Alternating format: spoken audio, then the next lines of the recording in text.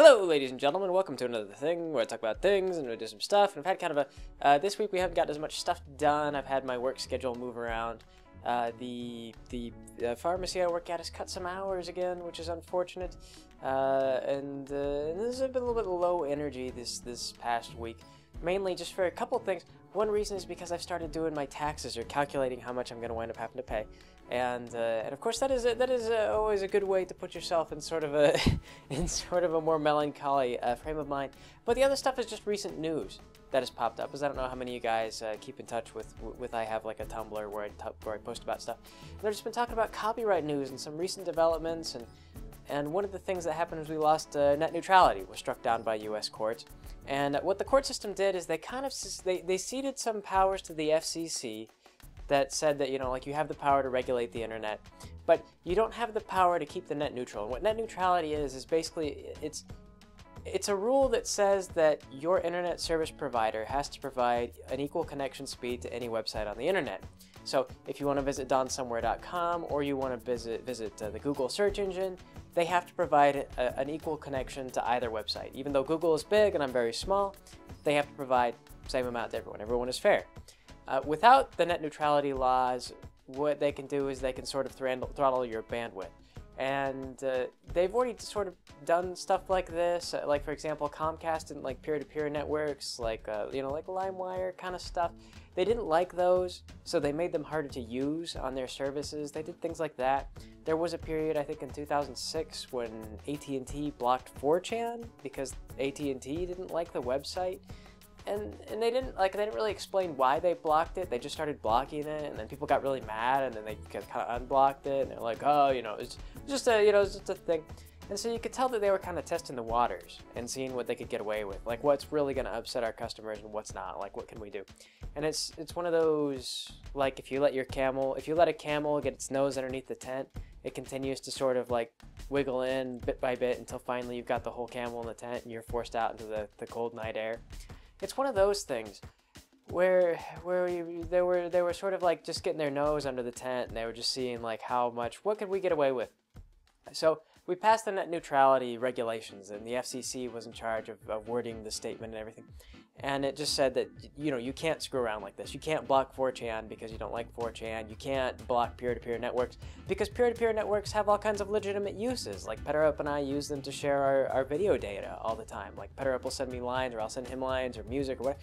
We use our peer-to-peer network to do that kind of thing. It's kind of essential to what we do. So there are a lot of legitimate purposes for that, and if your internet service provider just started to clamp down on it, then it would kind of like wreck your ability to use those services. It's kind of bad. And but anyway, though, so we struck down. That was struck down. So now internet service providers can go back to doing that. They might take it to the Supreme Court, but I've been reading, and the FCC chairman was saying, like, well, maybe we might just leave it here, and we'll let the common law solution be the way that we go. And the common law solution is that if your internet service provider performs anti-competitive behaviors that are illegal, and you as a user can understand and recognize that these are illegal, like they don't follow the regulations as they're supposed to, then it'll be up to you to sue your internet service provider, and that will keep them honest. Except the problem is that you need like millions of dollars to sue a big company like this, so the odds of like one guy getting messed with and then suing the company is pretty low. You'd have to wait for, in best case scenario, like a class action lawsuit, and then you've got to get a bunch of people together, and then it takes however long to get the class action lawsuit done. So as you can imagine, the common law solution, it just favors, it's just another thing that favors rich people. It's another one of these deals where it's just sort of like, oh yeah, copyright law, like if UMG can sue you if you download their music, but if they steal your music from YouTube, like, there's no way that you would ever be able to retaliate. You don't have the money to get back. And so I'm just, so that happened. And then the other thing that came up was I was reading about this new trade agreement, the TPP is what it's called. I can't remember. It was like Trans-Pacific Partnership, I think what it is. And it's a free trade agreement. And there's free trade is a good thing. Economically speaking, trade is a great way to reduce the cost of a lot of goods. Like you trade with a country that can sell you these things at a lower cost. There will be jobs that are lost due to a trade agreement, but in theory, you should be able to lower the cost of your goods enough to offset the jobs that you lose. But the problem is that our trade agreements, this is based a lot on NAFTA. And NAFTA was heavily criticized because it created a lot of problems, and it gave corporations a lot of powers that they probably shouldn't have had.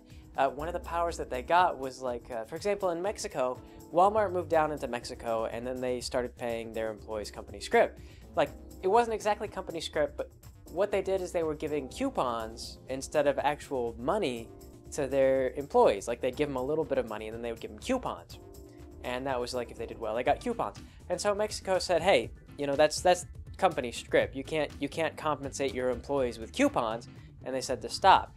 Well, what NAFTA kind of does, and I don't know if they utilize this for this particular case. I know that they've done it with some other things.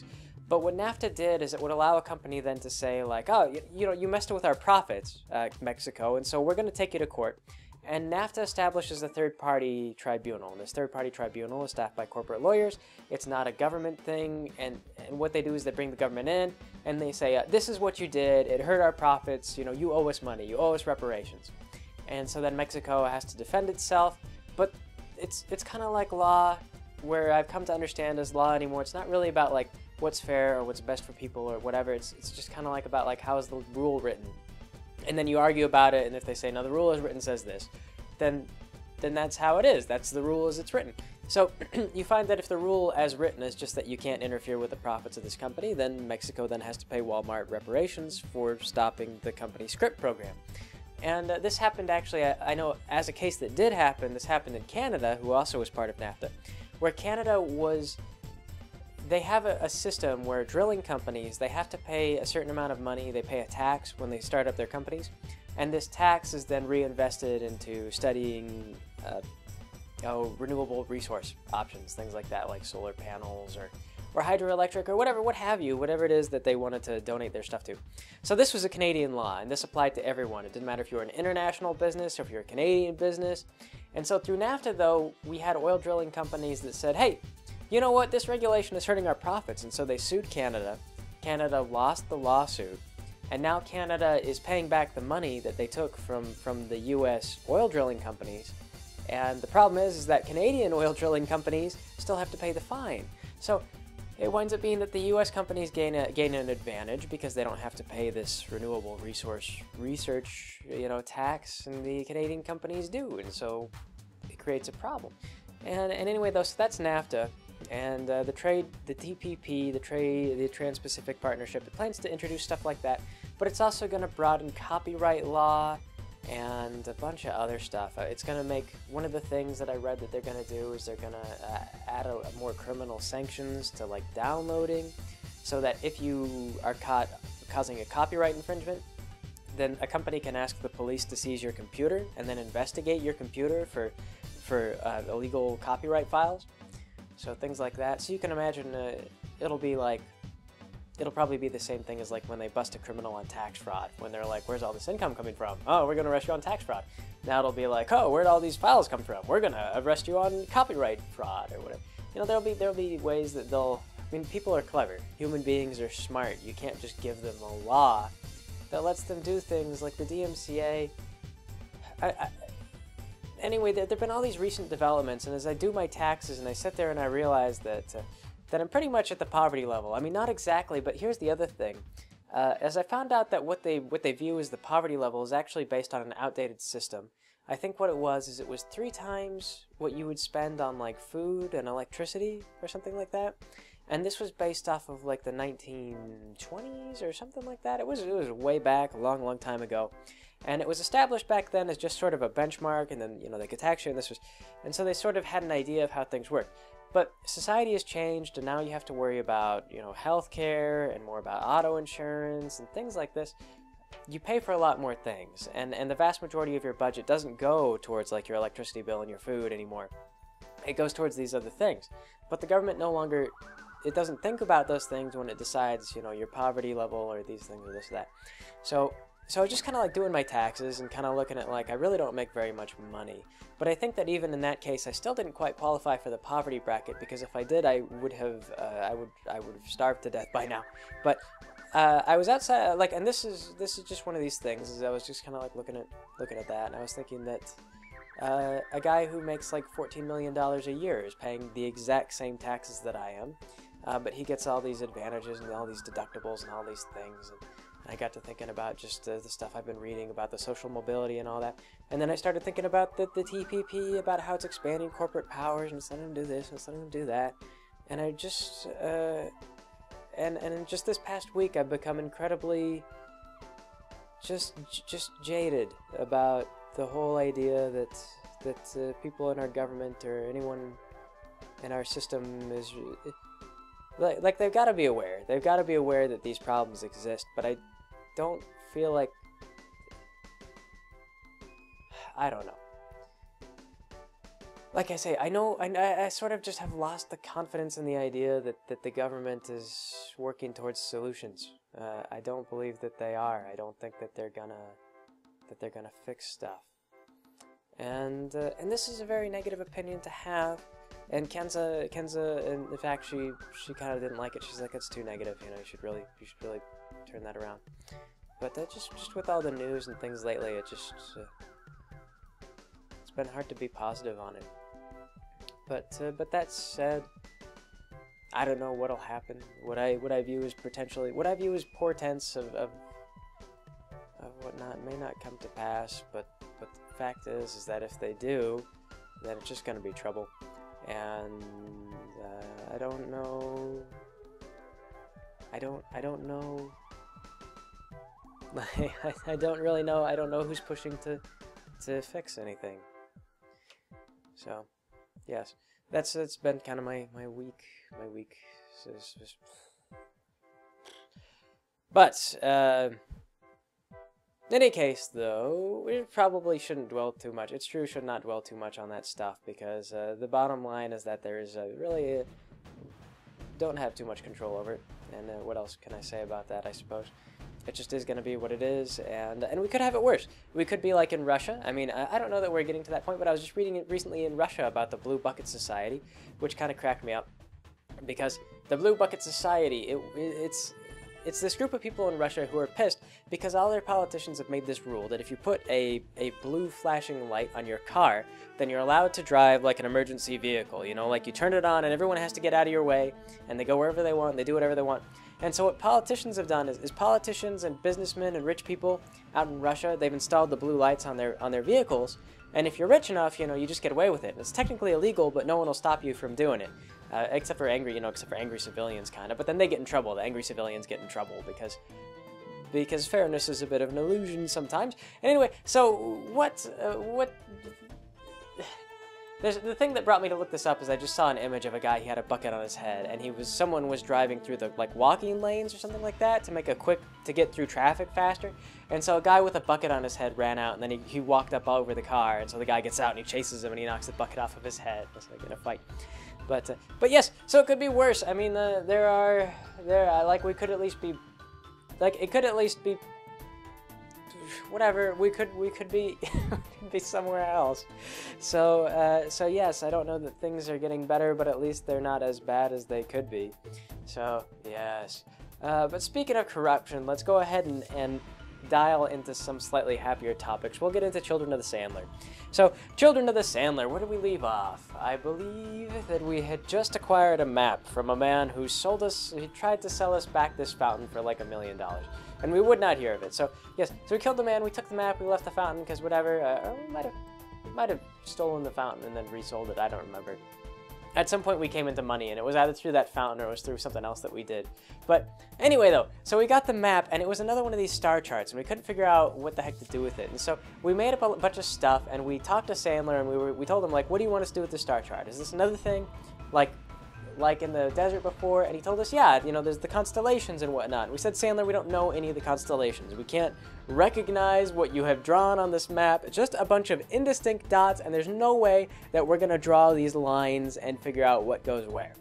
And so he was mad. He didn't want to do it for us. But eventually, we faked enough, like, math jargon to get him to think that we knew about maps. And, like, we were like, we're going to triangulate the position Sandler. Like, and it's like, what do you mean triangulate? We're gonna use basic geometry. Like, we know where Sandler Island is, right? And we know where this pyramid is, right? Like, we had 1 point, and we were trying to figure out, and we were like trying to explain to him that with 1 point, we were somehow gonna be able to find a location based on the star chart.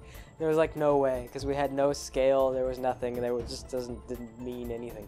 And not to mention that the biggest problem with what Sandler had proposed to us was that graphical coordinates don't work that way. Like, the Earth is curved, and the stars don't really overlap the Earth so well, because it depends on kind of like you know, like if you there are different kinds of coordinate systems in real life, and so if you measure from so high up in the air, you can imagine that there's like it's much larger. Like, the sky is larger than the ground, because it's a matter of like as you increase your radius, you increase the circumference of your circle. And so the further away you get from the ground, like the more surface area you've got. And so if you choose a point high up, it doesn't necessarily correspond to the much smaller, the much more condensed area down below. And so, you know, coordinate systems, they don't really work like that. So you can't just take a star chart and see on the star chart, like you couldn't, if someone made a map of the world and then someone else made a star chart and they expected you to follow a star chart to find something on a map, it would be fundamentally impossible. Like, you would need everything to be laid out exactly as, you know, you'd have to know the coordinate system being used by the person who made the maps. But Sandler didn't know this, and so he made this map, and he thought for sure that this was going to work out. And so we just fibbed a whole bunch of stuff on maps. And so what we did is we took an impossible map that was never going to work because the coordinate system was totally borked, and we found the 3rd point on the map. It turned out to be it was just a sword on the map, like just a big sword. And we were like, a sword sounds promising, let's go to this sword. So we got on our ship and we found out that it was actually off the maps, off the known maps. And that was another one that cracked us up, is we're like, we don't have maps out this distance. Like, no one has traveled this far before. And we have airships, so like, we've got air travel, how come we don't know about this? And it might have been because the world was only that big. But, you know, I don't know, Sandler had decided that there was stuff out beyond the known world because he wanted to draw his own maps of the known world. So, yes, away we went, off into the wilderness, off into the distance, with Sandler rolling on his random tables the entire way. And along the way, he rolled something that we really just weren't expecting, and it was hippies. Yes, he rolled hippies, and so we were flying, and Sandler explained to us that we were flying within the trees. And I don't know why we were weaving between the trees as we flew our airship out to this place, because it seemed like a dumb thing to do. But we were doing it all the same, and Sandler explained to us that hippies dropped down from the trees and then latched onto the airship. And so we could see them through, like, the you know, hatches and whatnot. Like, they were out there latched on, and we were like, there were people, like, hanging on to our airship. And so we sent Rummy out, and Rummy had to make a new character, because what happened is Rummy poked his head out. Like, we slowed down the airship to see what was going on. Rummy poked his head out, and he looked, and so Sandler just goes, roll willpower. And Rummy goes, okay. And he rolls willpower, and then fails, and then turns into a hippie. And so he sinks back into the airship, and then like loses total control of his character. He's gone, he's dead. And so Sandler, it was one of those things where you could tell that he would sometimes project that he was about to do something horrible to everyone in the room. He falls to the floor, and what you had was counters, and so if like you had to throw in a counter to interrupt. And so Kalen took action, and I just threw in a counter, and I was like, kill Rummy, just kill him. And so I just beheaded Rummy, like right there on the spot, just executed him. And then Sandler awarded me experience for that, which meant that it was the right thing to do. So we closed the hatch, we bolted it down, and we said, okay, that's it, we're not going out again. So Rummy rolled a new character, and then we just continued flying until all the hippies were shaken loose from the airship during transit. So that was one of those really bizarre, like, that was seriously, Sandler, you just ran out of ideas? And apparently so, yes, and he decided that hippies that would instantly kill a character would be an awesome encounter for us. So that's what we ran into. Instantly fatal hippies. We lost a character to it. So Rummy made a new character. I can't recall. I think that he just dropped out of the sky in the same way that everyone else did. It's just his new character. I believe was a bard at this point, as he put together a bard, and there were no rules for bard in Children of the Sun. It didn't work like that. So he just was like, I'm a bard, and so Sandler was like, there's no useful reason to be a bard. It's not D&D. And Rummy goes, I know, but I'm gonna be useless no matter what I play. So I'm just a bard. I just play music, you know, and that's what I'll do. So everyone just kind of shrugged, and we were like, welcome to the party, Rummy. Glad to have you here. And away we continued. We continued on our way, on down to the temple, which it turned out was actually just a big stone sword. Someone had designed a temple, and it was a sword. And it was underwater, as I recall, and I can't remember how exactly this worked. But we went down there, and we tried to look around, and one of the first things that popped up was Sandler explained to us that there were zombies. And so we actually asked him out of character. We were like, Sandler, did these zombies have as much health as those ridiculous mummies that took us like hours to kill? And Sandler goes, they do, because they're undead. And we said, well then, Sandler, we're not going down there. Like, we're just going to turn around and go back. And he's like, but that's stupid. You guys flew all the way out here. And we're like, yeah, but Sandler, we're not even going to fight these monsters. Like, we can go to one of these other temples. Like, forget this. And then he goes, well, you guys could probably come up with a clever way to get rid of them. And we're like, I don't know, do we have booze on the ship? And he's like, yeah. And I was like, well, then stick a rag in the booze and light it, throw it overboard and catch it, and just burn down the forest. And so he allowed us to do that. We cleared the forest with a Molotov cocktail. And then that killed all the zombies. And that was one of those things, like, we were just starting to get really disgruntled. And we wouldn't have it. And it was one of those things, like, we were just mad. And so we made it clear that we were mad. And Sandler was like, okay, fine, I'll give you guys that. So we went down to go look at this underwater stone temple, and I can't remember how we even got down there. We did something strange. We had to finagle with some kind of spell and convince Sandler that we could do this because it was something that he hadn't really thought through.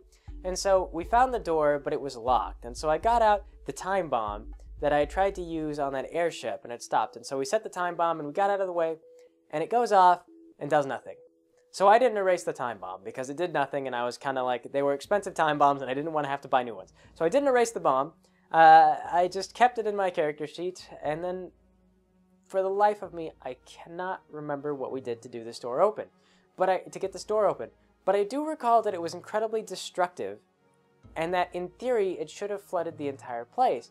And in fact, I think it might have. And then Sandler gave us just a total, he just bitched us out because he's like, oh, you've just completely destroyed this sanctified location and all this crap. He went through all these things, and we were like, whatever, Sandler, we don't care, whatever, we don't care. And so we went in, we found out that there are all these sacred texts, and Sandler kept going on and on about how we'd flooded the place because we busted a hole in the damn thing. And then, and we didn't care, whatever, texts were ruined. Who was going to pay for texts anyway? Nobody reads in Children of the Sandler. Everyone was going to think that we were dumb and they weren't going to pay us for these texts anyway.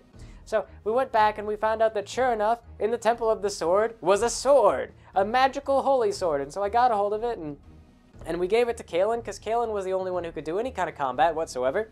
And Sandler told us that it was basically the strongest weapon that we'd ever had. No strings attached either. It was just like a bunch of dice that did a ton of damage, and it was great. It was like, oh, this is better than any sword that we could have found. Must be some kind of holy blessed weapon. So I took it, and that was, as it turned out, it was a cursed weapon. But it was the best weapon we ever had, and like I said before, the cursed weapons were less of a detriment to the party than the weapons that Sandler wanted us to use in the first place. So, cursed weapon was fine. I just ran with it. I actually never put it away. What it turned out, we actually looked into it, and Sandler pointed out to us, he brought open the book, and he flipped to one of the pictures in the book, and they had pictures of all the gods. And he goes, it looks like this sword. And he just pointed, he'd seen one of the gods with the sword, and this god was, and so he knew it was a warrior god of some sort, as that's what he thought. What it turned out was this was the devil's sword. Is the character, the god he was pointing at, you couldn't tell it was the devil, because he just looked like a man. But he had like a scar, I think, in his gut. And what the sword had been is he'd gotten in a fight with one of the better gods, or one of the, I think the war god, the actual war god. And the war god had stabbed the devil in the stomach. And the devil, pissy jerk as he was, had broken the sword, like, right there in half, and had just let it stay in his body, while he proceeded to beat the war god with his fists, until I think one of the other gods showed up and intervened and dragged the war god away. And we're just like, now, Satan, like, he didn't mean it, he's the war god, this is just what he does. So, yes, and then he just lets this sword, this shard of the sword, fester in his gut with all his hate. He left it there because he just wanted to remember how much he hated the war god. And so he let it fester, and his pure hatred and his bile just seeped into this thing. And what Satan actually was in this game is because it was about the dreamer who created the world through his dreams. This demon figure, Zhen, was a nightmare. And where he went, turbulence and bad dreams essentially followed. He was kind of responsible for creating a lot of the demons that you could summon into the world. And so this sword, was like a manifestation of his hatred of the turbulence that he created in the world, and Sandler had skimmed over a little bit of stuff about Jen. He recognized that he was the demon figure. He recognized that he was the bad guy figure, but he didn't know that Jen was the devil himself. Like, he didn't realize what he had given us. And as we proceeded through the game, we came to realize more and more that this sword that we'd gotten was not just a replica of this weapon that had been blessed by dark priests, it was the real deal. Like, we had actually, Sandler had given us the sword of Jen, the unraveler of all existence. And this was actually something critical. When we came we eventually came, when we realized that this was the sword, and there was no doubt about it. And I think it's because at one point we wound up stalked by demons, because we killed some people with it, and they came after us as like fragments, which were demon hosts or whatnot. They came back to kill us as fragments, and we were like, this is actually the sword. All the points have been pointing towards this. Everything's been pointing towards this. Oh, then we had a plan. Yes, then we hatched evil, but that was later. So yes, we achieved the sword of the devil, and yes. So hopefully not too melancholy of a personal time today, but just what I've been thinking of, and what can I say? Like I said, my schedule's been a little bit strange. They've cut hours, and so they haven't cut my hours. Like, I'm still working the usual. It's just that now what they're doing is we're understaffed, worse than we were, and so they're moving us around a whole lot. And of course, that's the other reason why I've been focusing on just stuff, negative stuff about it, because it's just sort of like one of those things like, what is going on anymore? But yeah, so I'm still working the same hours because I've been there for a while, and I'm one of the guys that can clean up. I can clean stuff up. Like, when things get hectic, I can take care of a lot of stuff that they can't. Of course, I don't get anything extra for that because it's a real retail job. But the fact is, though, they haven't cut my hours. I'm still working, the same amount as I've requested to work. It's just that I get moved around a whole lot more now than I have. So we'll continue to get things. I should be free tomorrow, so I'm going to try and get Pony Fantasy or the Long Live the Queen. Maybe Long Live the Queen, because we did Pony Fantasy last week, but skipped Long Live the Queen. But we'll see. Of course, Monday Music will go up. Same as always, it never fails, but that's because I've gotten into a really ingrained habit about that, which is good. I really need to get that for everything else, but just harder to do. Because it all takes a lot, this and Monday Music are probably, well, I don't know. Monday Music varies in how difficult it is. It depends, because I use a lot of different sound samples, and so sometimes I do a lot of custom stuff, and sometimes I use just more of the samples, and so it can be faster or slower depending on what I'm trying to do. But, yes. So, words, thoughts, things, as it was. I'm sure that some of you get like this, and I know that a lot of you also look at our stuff for uplifting reasons. I will say, it's not all doom and gloom, because there is one thing that's come about from all this, is that I've talked to Petter up, I've pitched him an idea for a thing called Congressmen. And you might think, like, every time you see a politically charged cartoon, you say to yourself, like, here we go, it's going to side on one thing or another, it's going to make fun of, like, it's going to be a blatant commentary on this stuff, and it's not. I've just been thinking about, I've been a little sad about my perspective on politics lately, but also, there's a lot of potential for comedy, and comedy, as they say, is a way of expressing your feelings without being too blunt. So, doom and gloom now, but we'll turn it around. We'll make it funny. We'll make it uplifting here in the future. So yeah. So, some good news about that stuff. But anyway, though. So I will catch you guys later.